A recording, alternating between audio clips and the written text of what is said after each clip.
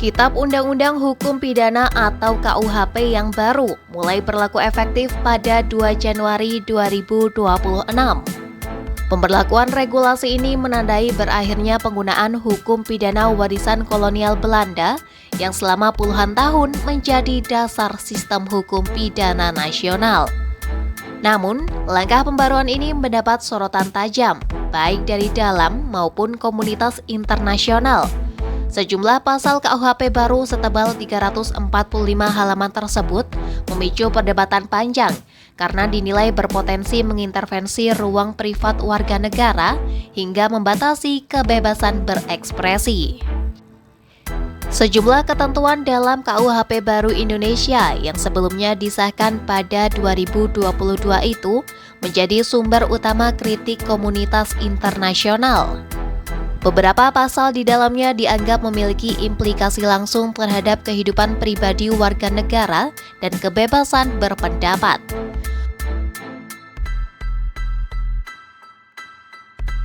Sorotan antara lain datang dari media internasional Reuters. Sorotan itu utamanya mengarah pada pasal-pasal yang mengatur ranah moralitas dan kritik terhadap kekuasaan. Para aktivis demokrasi dan hak asasi manusia menyuarakan kekhawatiran terkait rumusan pasal-pasal yang dianggap terlalu luas dan berpotensi menjadi pasal karet. Lalu, pasal apa saja dalam KUHP baru yang jadi sorotan?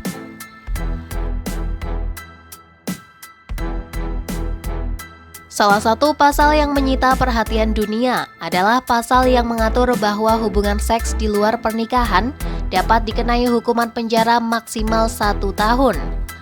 Komunitas internasional menganggap ketentuan ini bisa mengkriminalisasi hubungan seksual di luar ikatan perkawinan. Namun perlu dicatat bahwa pasal ini bersifat delik aduan. Artinya proses hukum hanya bisa berjalan jika ada pengaduan dari pihak yang paling terdampak, yakni pasangan, orang tua, atau anak dari orang yang bersangkutan.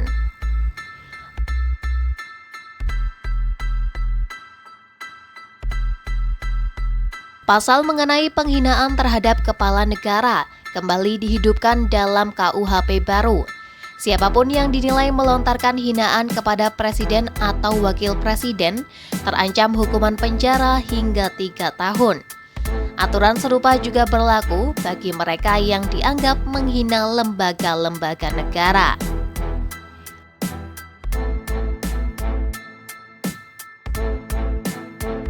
Semua yang menyebarkan komunisme atau ideologi lain yang dianggap bertentangan dengan Pancasila terancam hukuman 4 tahun penjara.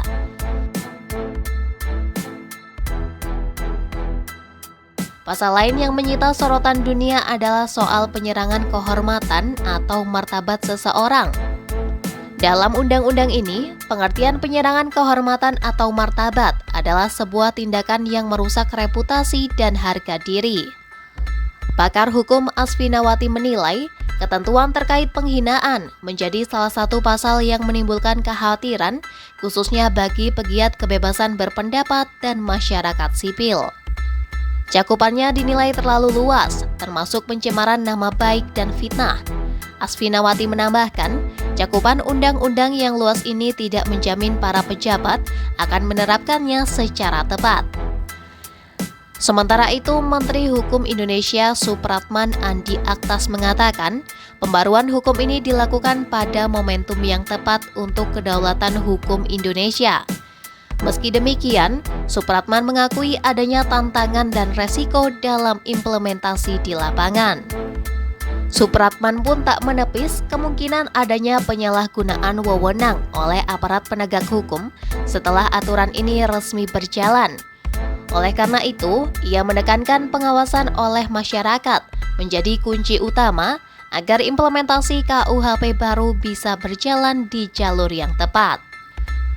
Pengawasan publik diperlukan untuk memastikan aparat penegak hukum bertindak secara proporsional dan tidak melampaui batas kewenangan, serta mencegah penyalahgunaan wewenang. Supratman juga mengeklaim aparat penegak hukum sudah mendapat pembekalan tentang KUHP yang baru.